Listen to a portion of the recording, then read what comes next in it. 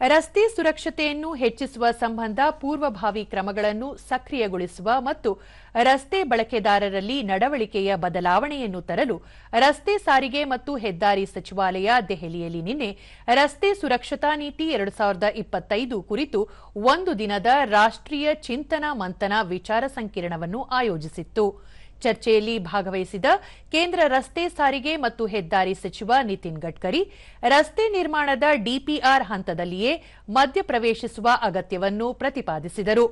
ರಸ್ತೆ ಸಾರಿಗೆ ಮತ್ತು ಹೆದ್ದಾರಿಗಳ ರಾಜ್ಯ ಸಚಿವ ಅಜಯ್ ತಮ್ಟಾ ಸಕ್ರಿಯವಾಗಿ ಭಾಗವಹಿಸಲು ಮತ್ತು ಪ್ರತಿಯೊಬ್ಬ ಪ್ರಯಾಣಿಕರು ಮತ್ತು ರಸ್ತೆ ಬಳಕೆದಾರರಿಗೆ ರಸ್ತೆಗಳನ್ನು ಸುರಕ್ಷಿತವಾಗಿಸಲು ಎಲ್ಲ ಮಧ್ಯಸ್ಥಗಾರರನ್ನು ಪ್ರೋತ್ಸಾಹಿಸಿದರು.